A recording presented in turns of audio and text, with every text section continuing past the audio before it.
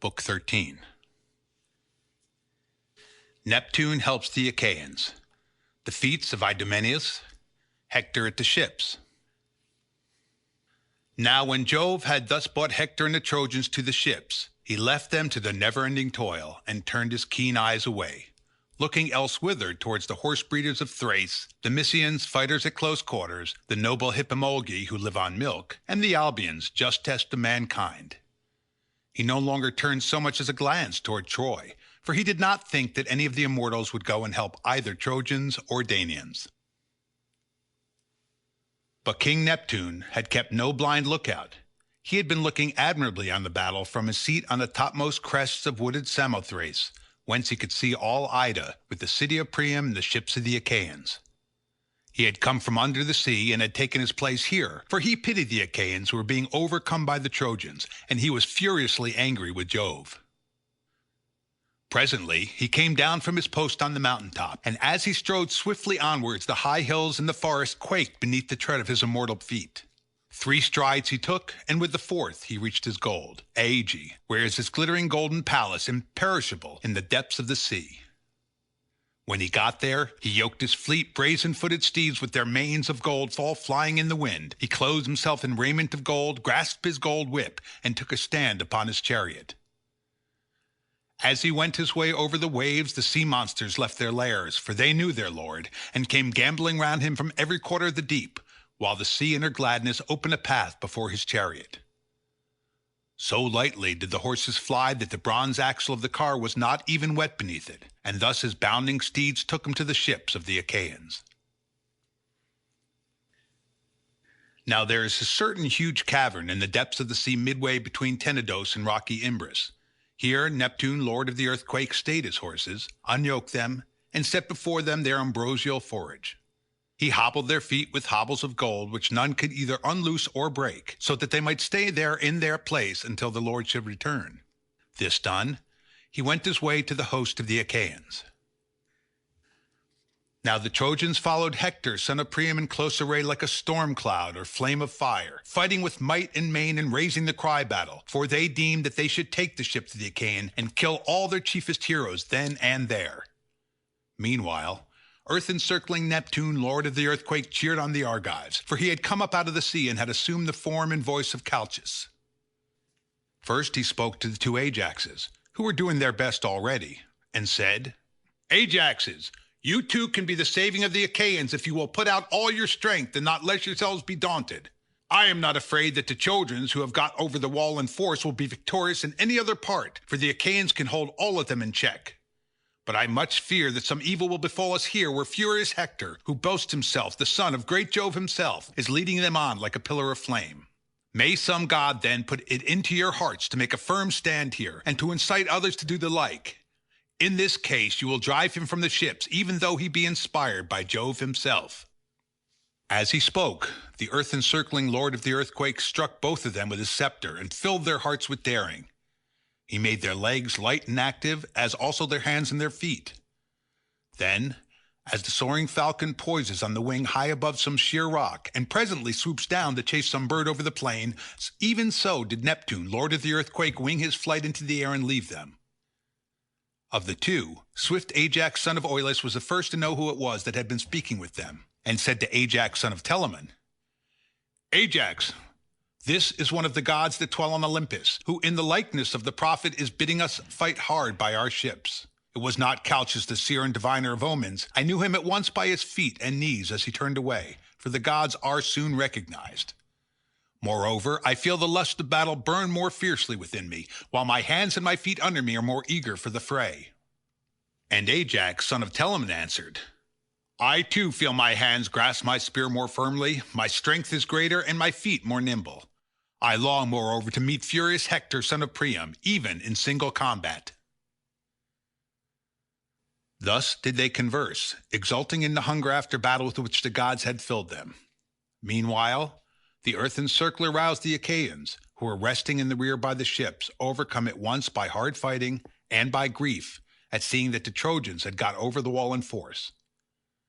Tears began falling from their eyes as they beheld them, for they made sure that they should not escape destruction. But the lord of the earthquake passed lightly among them and urged their battalions to the front. First he went up to Teucer and Laodice, the hero Penelus, and Thoas and Epirus, Meriones and Antilochus, valiant warriors, all did he exhort. "Shame on you, young Argives," he cried. "It was on your prowess I relied for the saving of our ships. If you fight not with might and main, this very day will see us overcome by the Trojans. Of a truth my eyes behold a great and terrible portent, which I had never thought to see. The Trojans at our ships, they, who were heretofore like panic-stricken hinds, the prey of jackals and wolves in a forest, with no strength but in flight, for they cannot defend themselves. Hitherto the Trojans dared not for one moment face the attack of the Achaeans, but now they have sallied far from their city and are fighting at our very ships through the cowardice of our leader and the disaffection of the people themselves, who in their discontent care not to fight in defense of the ships but are being slaughtered near them. True, King Agamemnon, son of Atreus, is the cause of our disaster by having insulted the son of Peleus. Still, this is no reason why we should leave off fighting. Let us be quick to heal, for the hearts of the brave heal quickly. You do ill to be thus remiss, you who are the finest soldiers in our whole army. I blame no man for keeping out of battle if he is a weakling, but I am indignant with such men as you are. My good friends, matters will soon become even worse through this slackness. Think, each one of you, of his honor and credit, for the hazard of the fight is extreme. Great Hector is now fighting at our ships. He has broken through the gates and the strong bolt that held them. Thus did the earthen circler address the Achaeans and urge them on. Thereon round the two Ajaxes there gathered strong bands of men, of whom not even Mars nor Minerva, marshaller of hosts, could make light if they went among them, for they were the picked men of all those who were now awaiting at the onset of Hector and the Trojans. They made a living fence, spear to spear, shield to shield, buckler to buckler, helmet to helmet, and man to man. The horsehair crests on their gleaming helmets touched one another as they nodded forward. So closely serried were they. The spears they brandished in their strong hands were interlaced, and their hearts were set on battle. The Trojans advanced in a dense body, with Hector at their head, pressing right on as a rock that comes thundering down the side of some mountain from whose brow the winter torrents have torn it. The foundations of the dull thing have been loosened by floods of rain, and as it bounds headlong on its way, the whole forest is set in an uproar. It swerves neither to right nor left till it reaches level ground, but then, for all its fury, cannot go further. Even so easily did Hector for a while seem as though he would career through the tents and ships of the Achaeans till he had reached the sea in his murderous course. But the closely serried battalion stayed with him when he reached them, for the sons of the Achaeans thrust at him with swords and spears pointed at both ends, and drove him from them so he staggered and gave ground. Thereon he shouted to the Trojans, "Trojans, Lycians, and Dardanians, fight in close combat, stand firm. The Achaeans have set themselves as a wall against me, but they will not check me for long. They will give ground before me if the mightiest of the gods, the thundering spouse of Juno, has indeed inspired my onset." With these words he put heart and soul into them all. Deiphobus, son of Priam, went about among them, intent on deeds of daring with his round shield before him, under cover of which he strode quickly forward. Meriones took aim at him with a spear, nor did he fail to hit the broad orb of oxide, but he was far from piercing it, for the spear broke in 2 pieces long ere he could do so. Moreover, Deiphobus had seen it coming, and has held his shield well away from him. Meriones drew back under cover of his comrades, angry alike at having failed to vanquish Deiphobus and having broken his spear. He turned therefore towards the ships and tents to fetch a spear which he had left behind in his tent. The others continued fighting, and the cry of the battle rose up into the heavens. Teucer, son of Telamon, was the first to kill his man, to wit, the warrior Imbrius, son of Mentor, rich in horses. Until the Achaeans came, he had lived in Pedaeum, and had married Mediscaste, a bastard daughter of Priam. But on the arrival of the Danaan fleet he had gone back to Iliad, and was a great man among the Trojans, dwelling near Priam himself, who gave him like honor with his own son. The son of Telamon now struck him under the ear with a spear, which he then drew back again, and Imbrius fell headlong as an ash tree when it is felled on the crest of some high mountain beacon, and its delicate green foliage comes toppling down to the ground. Thus did he fall, with his bronzed-white armor ringing harshly round him, and Teucer sprang forward with intent to strip him of his armor, but as he was doing so, Hector took aim at him with his spear. Teucer saw the spear coming, and swerved aside, whereupon it hit Amphimachus, son of Cetaceus, son of Actor, in the chest as he was coming into battle, and his armor rang rattling around him as he fell heavily to the ground. Hector sprang forward to take Amphimachus's helmet from off his temples, and in a moment Ajax threw a spear at him, but did not wound him, for he was encased all over in his terrible armor. Nevertheless, the spear struck the boss of his shield with such force as to drive him back from the two corpses, which the Achaeans then drew off. Stichius and Menelaus, captains of the Athenians, bore away Amphimachus to the host of the Achaeans, while the two brave and impetuous Ajaxes did the like by Imbrius. As two lions snatch a goat from the hounds that have it in their fangs, and bear it through thick brushwood high above the ground in their jaws, thus did the Ajaxes bear aloft the body of Imbrius, and strip it of its armor. Then the son of Oileus severed the head from the neck in revenge for the death of Amphimachus, and sent it whirling over the crowd as though it had been a ball, till it fell in the dust at Hector's feet. Neptune was exceedingly angry that his grandson Amphimachus should have fallen. He therefore went to the tents and ships of the Achaeans to urge the Danaans still further, and to devise evil for the Trojans. Idomeneus met him as he was taking leave of a comrade who had just come from the fight wounded in the knee. His fellow soldiers bore him off the field, and Idomeneus, having given orders to the physician, went on to his tent, for he was still thirsting for battle. Neptune spoke in the likeness and with the voice of Thoas, son of Andraemon, who ruled the Aetolians and all Pleuron and Chalcaldion, and was honored among his people as though he were a god. "Idomeneus," said he, "lawgiver to the Cretans, what has now become of the threats with which the sons of the Achaeans used to threaten the Trojans?" And Idomeneus, chief among the Cretans, answered, "Thoas, no one, so far as I know, is in fault, for we can all fight. None are held back, neither by fear nor slackness, but it seems to be the will of Almighty Jove that the Achaeans should perish ingloriously here far from Argos. You, Thoas, have always been staunch, and you keep others in heart if you see any fail in duty. Be not then remiss now, but exhort all to do their utmost." To this, Neptune, lord of the earthquake, made answer, "Idomeneus, may he never return from Troy, but remain here for the dogs to batten upon, who is this day willfully slack in fighting. Get your armor and go. We must make haste all together if we may be of any use, though we are only two. Even cowards gain courage from companionship, and we two can hold our own with the bravest." Therewith the god went back into the thick of the fight, and Idomeneus, when he had reached his tent, donned his armor, grasped his two spears, and sallied forth. As the lightning which the son of Saturn brandishes from bright Olympus when he should show a sign to mortals, and its gleam flashes far and wide, even so did his armor gleam about him as he ran. Meriones, his sturdy squire, met him while he was still near his tent, for he was going to fetch his spear. And Idomeneus said, "Meriones, fleet son of Molus, best of comrades, why have you left the field? Are you wounded? And is the point of the whetting hurting you? Or have you been sent to fetch me? I want no fetching. I had far rather fight than stay in my tent." "Idomeneus," answered Meriones, "I come for a spear, if I can find one in my tent. I have broken the one I had, in throwing it at the shield of Deiphobus." And Idomeneus, captain of the Cretans, answered, "You will find one spear, or 20 if you please, standing up against the end wall of my tent. I have taken them from Trojans who I am killed, for I am not one to keep my enemy at arm's length. Therefore I have spears, boss shields, helmets, and burnished corslets." Then Meriones said, "I too, in my tent and at my ship, have spoils taken from the Trojans, but they are not at hand. I have been at all times valorous, and wherever there has been hard fighting have held my own among the foremost. There may be those among the Achaeans who do not know how I fight, but you know it well enough yourself." Idomeneus answered, "I know you for a brave man. You need not tell me. If the best men at the ships were being chosen to go on an ambush, and there is nothing like this for showing what a man is made of, it comes out then who is cowardly and who brave. The coward will change color at every touch and turn. He is full of fears and keeps shifting his weight first on one knee and then on the other. His heart beats fast as he thinks of death, and one can hear the chattering of his teeth. Whereas the brave man will not change color nor be frightened on finding himself in an ambush, but is all the time longing to go into action. If the best men were being chosen for such a service, no one could make light of your courage nor feats of arms. If you were struck by a dart or smitten in close combat, it would not be from behind, in your neck nor back, but the weapon would hit you in the chest or belly as you were pressing forward to place in the front ranks.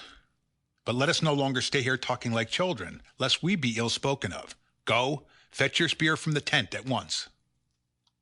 On this, Meriones, peer of Mars, went to the tent and got himself a spear of bronze. He then followed after Idomeneus, big with great deeds of valor.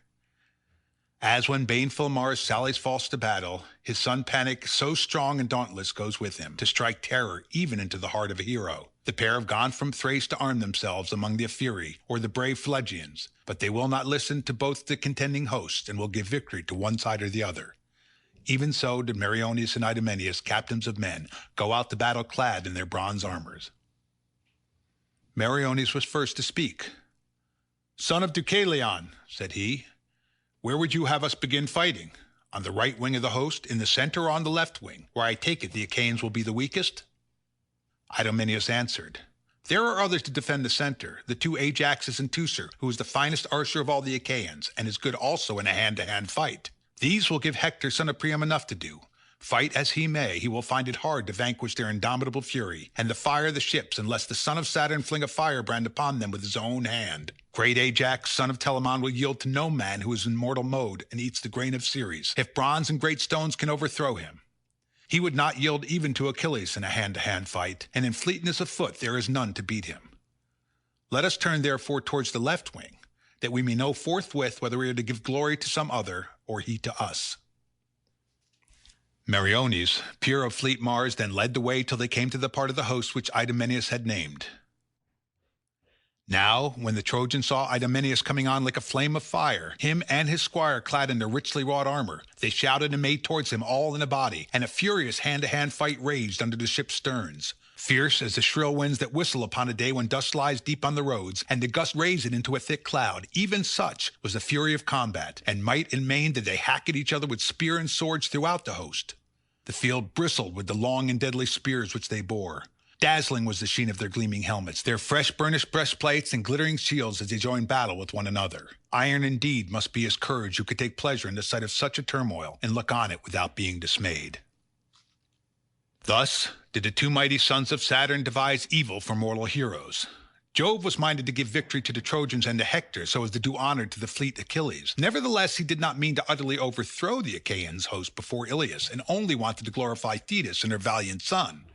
Neptune, on the other hand, went about the Argives to incite them, having come up from the Grey Sea in secret, for he was grieved at seeing them vanquished by the Trojans, and he was furiously angry with Jove.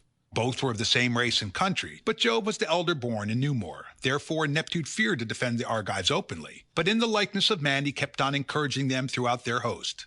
Thus then did these two devise a knot of war in battle, that none could unloose or break, and set both sides tugging at it, to the failing of men's needs beneath them. And now Idomeneus, though his hair was already flecked with grey, called loud on the Danaans and spread panic among the Trojans as he leaped in among them. He slew Othryonis from Cabesus, a sojourner, who had but lately come to take part in the war. He sought Cassandra, the fairest of Priam's daughters, in marriage, but offered no gifts of wooing, for he promised a great thing, to wit, that he would drive the sons of the Achaeans willy-nilly from Troy. Old King Priam had given his consent, and promised her to him, whereon he fought on the strength of the promises thus made to him. Idomeneus aimed a spear, and hit him as he came striding on.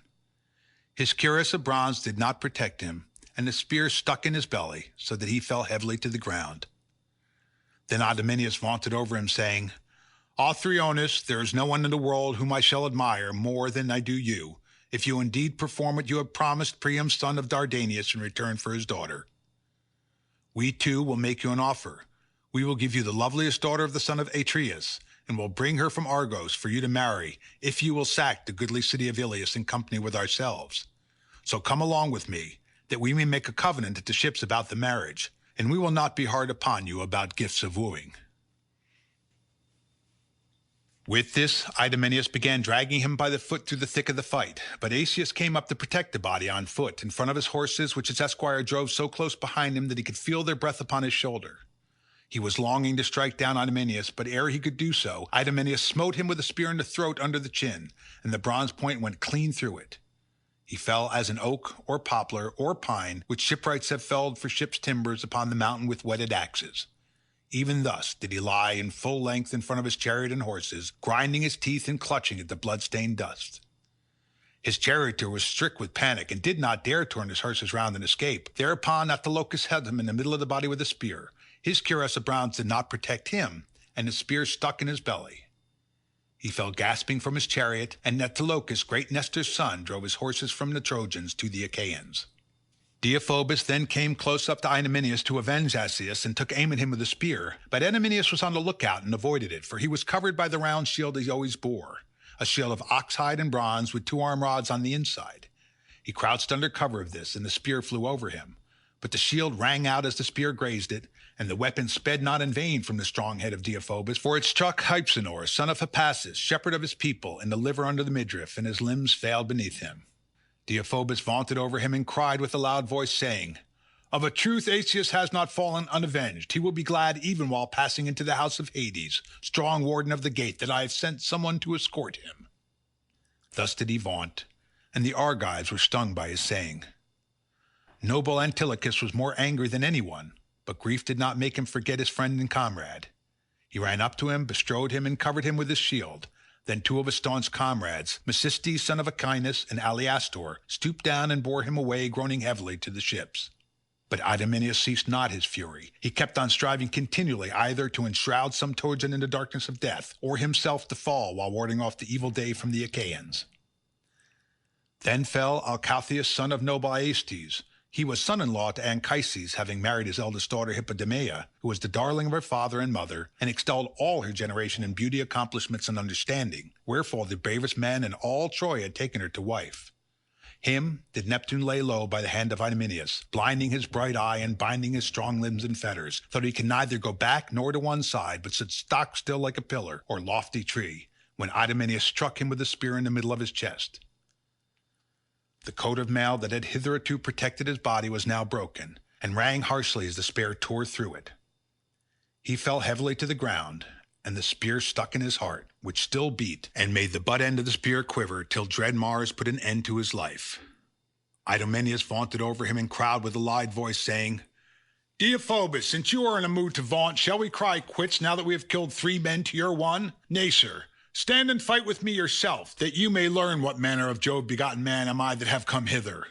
Jove first begot Minos, chief ruler in Crete, and Minos in turn begot a son, the noble Deucalion. Deucalion begot me to be a ruler over many men in Crete, and my ships have now brought me hither, to be the bane of yourself, your father, and the Trojans." Thus did he speak, and Deiphobus was in 2 minds, whether to go back and fetch some other Trojan to help him, or to take up the challenge single-handed. In the end, he deemed it best to go and fetch Aeneas, whom he found standing in the rear, for he had long been aggrieved with Priam, because in spite of his brave deeds, he did not give him his due share of honor. Deiphobus went up to him and said, "Aeneas, prince among Trojans, if you know any ties of kinship, help me now to defend the body of your sister's husband. Come with me to the rescue of Alcathous, who being husband to your sister brought you up when you were a child in his house, and now Idomeneus has slain him." With these words he moved the heart of Aeneas, and he went in pursuit of Idomeneus, big with great deeds of valor. But Idomeneus was not to be thus daunted as though he were a mere child. He held his ground as a wild boar at bay upon the mountains, who abides the coming of a great crowd of men in some lonely place. The bristles stand up upon his back, his eyes flash fire, and he whets his tusks in his eagerness to defend himself against hounds and men. Even so did famed Idomeneus hold his ground and budge not at the coming of Aeneas. He cried aloud to his comrades, looking toward Ascalaphus, Apharius, Diaparis, Meriones, and Antilochus, all of them brave soldiers. "Hither, my friends," he cried, "and leave me not single-handed. I go in great fear by fleet Aeneas, who is coming against me, and is a redoubtable dispenser of death battle. Moreover, as he is in the flower of youth when a man's strength is greatest, if I was of the same age as he is, and in my present mind, either he or I shall soon bear away the prize of victory." On this, all of them as one man stood near him, shield on shoulder. Aeneas on the other side called to his comrades, looking towards Deiphobus, Paris, and Agenor, who were the legions of the Trojans along with himself. And the people followed them as sheep follow the ram when they go down to the drink after they have been feeding, and the heart of the shepherd is glad. Even so was the heart of Aeneas gladdened when he saw his people follow him. Then they fought furiously in close combat about the body of Alcathous, wielding their long spears, and the bronze armors about their bodies rang fearfully as they took aim at one another in the press of the fight, while the 2 heroes Aeneas and Idomeneus, peers of Mars, outvied everyone in their desire to hack at each other with sword and spear. Aeneas took aim first, but Idomeneus was on the lookout and avoided the spear, so that it sped from Aeneas' strong hand in vain and fell quivering in the ground. Idomeneus meanwhile smote Menelaus in the middle of his belly and broke the plate of his corslet, whereupon his bowels came gushing out as he clutched the earth in the palms of his hands as he fell sprawling in the dust. Idomeneus drew his spear out of his body, but could not strip him of the rest of his armor for the rain of darts that were showered upon him. Moreover, his strength was now beginning to fail him, so that he could no longer charge, and could no longer spring forward to recover his own weapon, nor swerve aside to avoid one that was aimed at him. Therefore, though he still defended himself in hand-to-hand fight, his heavy feet could not bear him swiftly out of the battle. Deiphobus aimed a spear at him as he was retreating slowly from the field, for his bitterness against him was as fierce as ever, but again he missed him, and hit Ascalaphus, the son of Mars. The spear went through his shoulder, and he clutched the earth in the palms of his hands as he fell sprawling in the dust. Grim Mars of awful voice did not yet know that his son had fallen, for he was sitting on the summits of Olympus under the golden clouds by command of Jove, where the other gods were also sitting, forbidden to take part in the battle. Meanwhile, men fought furiously about the body. Deiphobus tore the helmet from off his head, but Meriones sprang upon him and struck him on the arm with a spear, so that the visored helmet fell from his hand and came ringing down upon the ground. Therefore Meriones sprang upon him like a vulture, drew a spear from his shoulder, and fell back under the cover of his men. Then Polites, own brother of Deiphobus, passed his arms around his waist, and bore him away from the battle till he got to his horses that were standing in the rear, with the chariot and their driver. These took him towards the city, groaning and in great pain, with blood flowing from his arm. The others still fought on, and the battle cry rose to heaven without ceasing. Aeneas sprang on Aphareus son of Caletor and struck him with a spear in his throat, which was turned towards him. His head fell on one side, his helmet and shield came down along him, and death, life's foe, was shed around him. Antilochus spied his chance, flew forward towards Thune and wounded him as he was turning round. He laid open the vein that runs all the way up the back of the neck. He cut this vein clean away through its whole course, and Thune fell in the dust, face upwards, stretching out his hands imploringly towards his comrades. Antilochus sprang upon him and stripped the armor from his shoulders, glaring round him fearfully as he did so. The Trojans came about him on every side and struck his broad and gleaming shield, but could not wound his body, for Neptune stood guard over the son of Nestor, though the darts fell thickly round him. He was never clear of the foe, but was always in the thick of the fight. His spear was never idle. He poised and aimed it in every direction, so eager was he to hit someone from a distance, or to fight him hand to hand. As he was thus aiming among the crowd, he was seen by Adamas son of Odysseus, who rushed toward him and struck him with a spear in the middle of his shield. But Neptune made its point without effect, for he grudged him the life of Antilochus. One half, therefore, of the spear stuck fast like a charged stake in Antilochus's shield, while the other lay on the ground. Adamas then sought shelter under cover of his men, but Meriones followed after him and hit him with a spear midway between the private parts and the navel, where a wound is particularly painful to wretched mortals. There did Meriones transfix him, and he writhed convulsively about the spear as some bull, whom mountain herdsmen have bound with ropes and withes and are taking away perforce. Even so did he move convulsively for a while, but not for very long, till Meriones came up and drew the spear out of his body, and his eyes were veiled in darkness. Helenus then struck Deipyrus with a great Thracian sword, hitting him on the temple in close combat and tearing the helmet from his head. The helmet fell to the ground, and one of those who were fighting on the Achaean side took charge of it as it rolled at his feet, but the eyes of Deipyrus were closed in the darkness of death. On this Menelaus was grieved, and made menacingly towards Helenus, brandishing his spear. But Helenus drew his bow, and the two attacked one another at the same moment, the one with his spear and the other with his bow and arrow. The son of Priam hit the breastplate of Menelaus' corslet, but the arrow glanced from it. As black beans or pulse coming pattering down onto a threshing floor from the broad winnowing shovel, blown by shrill winds and shaken by the shovel, even so did the arrow glance off and recoiled from the shield of Menelaus, who in his turn wounded the hand which Helenus carried his bow. The spear went right through his hand and stuck in the bow itself, so that to his life he retreated under cover of his men, with his hand dragging by his side. For the spear weighed it down till Agenor drew it out and bound the hand carefully in a woolen sling which his esquire had with him. Pisander then made straight at Menelaus, his evil destiny luring him on to his doom, for he was to fall and fight with you, O Menelaus. When the two were hard by one another, the spear of the son of Atreus turned aside, and he missed his aim. Pisander then struck the shield of brave Menelaus, but could not pierce it, for the shield stayed the spear and broke the shaft. Nevertheless he was glad and made sure of victory.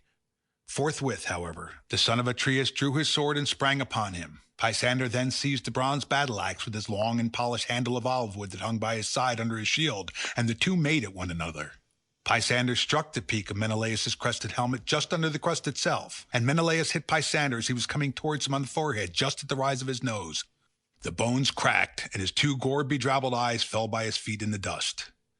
He fell backward to the ground, and Menelaus sent his heel upon him, stripped him of his armor, and vaunted over him, saying, "Even thus shall you Trojans leave the ships of the Achaeans, proud and insatiate of battle though you be, nor shall you lack any of the disgrace and shame which you have heaped upon yourself. Cowardly she-wolves that you are, you feared not the anger of dread Jove, avenger of violated hospitality, who will one day destroy your city. You stole my wedded wife and wickedly carried off much treasure when you were her guest, and now you would fling fire upon our ships and kill our heroes. A day will come when, rage as you may, you shall be stayed. O Father Jove, you, who they say art above all both gods and men in wisdom, and from whom all things that befall us do proceed, how can you thus favor the Trojans, men so proud and overweening that they are never tired of fighting? All things pall after a while, sleep, love, sweet song, and stately dance. Still, these are the things of which a man would surely have his fill rather than a battle, whereas it is of battle that the Trojans are insatiate." So saying, Menelaus stripped the blood-stained armor from the body of Pisander and handed it over to his men. Then he again ranged himself among those who were in the front of the fight. Harpalion, son of King Palamenes, then sprang upon him. He had come to fight at Troy along with his father, but he did not go home again.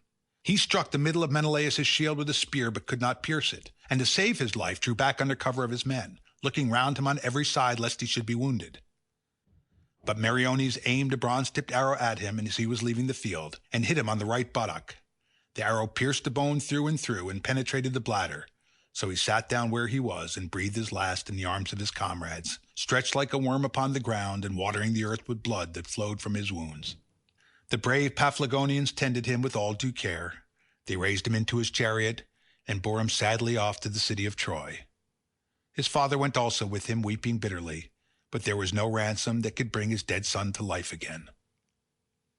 Paris was deeply grieved by the death of Harpalion, who was his host when he went among the Paphlagonians. He aimed an arrow, therefore, in order to avenge him.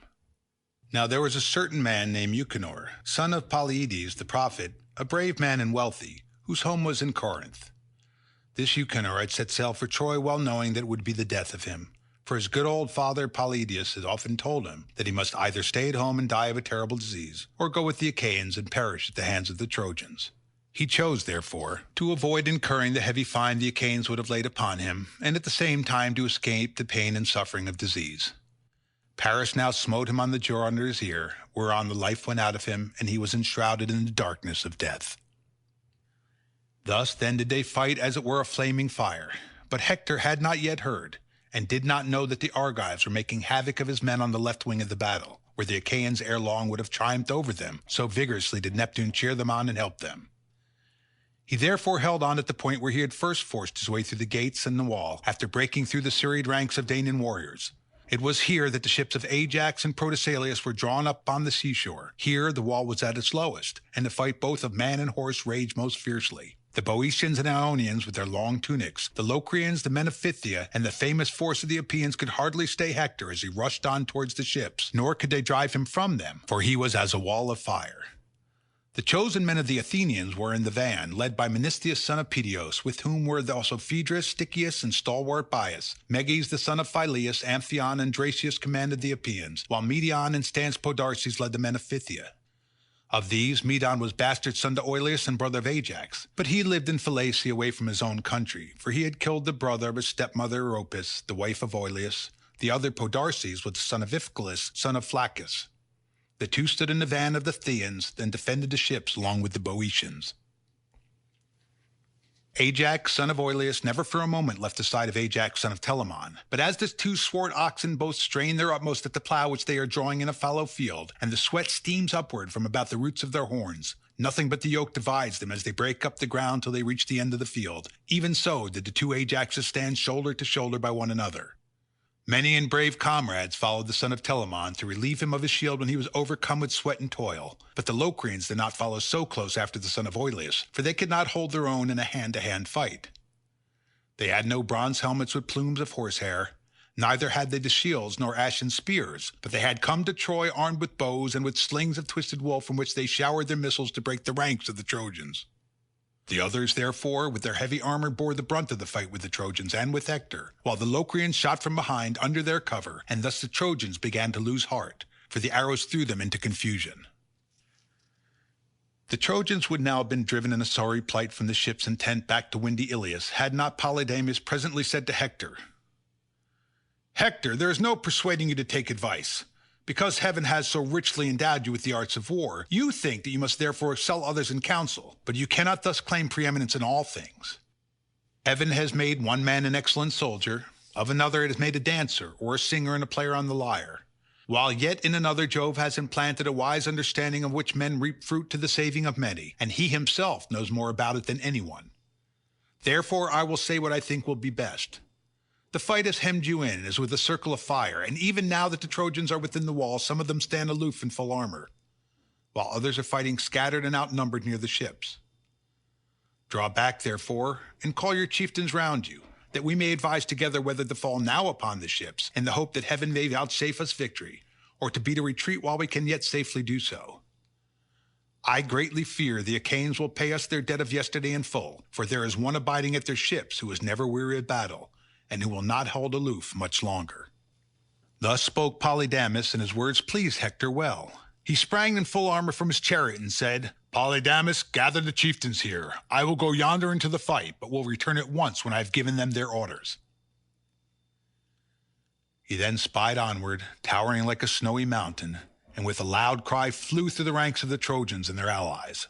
When they heard his voice, they all hastened to gather round Polydamas, the excellent son of Pantheos, but Hector kept on among the foremost, looking everywhere to find Deiphobus and Prince Helenus, Adamas son of Odysseus, and Asius son of Hyrtacus, living indeed, and scatheless he could no longer find them, for the last two were lying by the sterns of the Achaean ships, slain by the Argives, while the others had also been stricken and wounded by them. But upon the left wing of the dread battle he found Alexandrus, husband of lovely Helen, cheering his men and urging them on to fight. He went up to him and upbraided him. "Paris," said he, "evil-hearted Paris, fair to see but woman-mad and false of tongue, where are Deiphobus and King Helenus? Where are Adamas son of Asius and Asius son of Hyrtacus? Where, too, is Othryoneus? Ilias is undone, and will now surely fall." Alexandrus answered, "Hector, why find fault when there is no one to find fault with? I should hold aloof from battle on any day rather than this, for my mother bore me with nothing of the coward about me. From the moment when you set our men fighting about the ships, we have been staying here and doing battle with the Danaans. Our comrades about whom you asked me are dead. Deiphobus and King Helenus alone have left the field, wounded both of them in the hand, but the son of Saturn saved them alive. Now, therefore, lead on where you would have us go, and we will follow with right good will. You shall not find us fail you in so far as our strength holds out. But no man can do more than in him lies, no matter how willing he may be." With these words he satisfied his brother, and the two went towards the part of the battle where the fight was thickest, about Cebriones, brave Polydamas, Phlaces, Orthaeus, godlike Polyphetes, Palmus, Ascanius, and Morus son of Hippotion, who had come from fertile Ascania on the preceding day to relieve other troops. Then Jove urged them on to fight. They flew forth like the blasts of some fierce wind that strike earth in the van of a thunderstorm. They buffet the salt sea into an uproar. Many and mighty are the great waves that come crashing in one after the other upon the shore, with their arching heads all crested with foam. Even so did rank behind rank of Trojans, arrayed in gleaming armor, follow their leaders onward. The way was led by Hector son of Priam, peer of murderous Mars, with his round shield before him, his shield of ox hide covered with plates of bronze, and his gleaming helmet upon his temples. He kept stepping forward under cover of his shield in every direction, making trial of the ranks to see if they would give way before him, but he could not daunt the courage of the Achaeans. Ajax was the first to stride out and challenge him. "Sir," he cried, "draw near. Why do you think thus vainly to dismay the Argives? We Achaeans are excellent soldiers, but the scourge of Jove has fallen heavily upon us. Your heart, forsooth, is set on destroying our ships, but we too have hands that can keep you at bay, and your own fair town shall be soon taken and sacked by ourselves. The time is near, when you shall pray Jove and all the gods in your flight, that your steeds may be swifter than the hawks as they raise the dust on the plain and bear you back to the city. As he was thus speaking, a bird flew by upon his right hand, and the host of the Achaeans shouted, for they took heart at the omen. But Hector answered, Ajax, braggart and false of tongue, would that I were as sure of being son for evermore to aegis-bearing Jove, with Queen Juno for my mother, and of being held in like honor with Minerva and Apollo, as I am that this day is big with the destruction of the Achaeans. And you shall fall among them if you dare abide my spear. It shall rend your fair body and bid your glut our hounds and birds of prey with your fat and your flesh, as you fall by the ships of the Achaeans. With these words he led the way, and the others followed after with a war cry that rent the air, while the host shouted behind them. The Argives on their part raised a shout likewise, nor did they forget their prowess, but stood firm against the onslaught of the Trojan chieftains, and the cry from both the hosts rose up to heaven and to the brightness of Jove's presence. End of Book 13.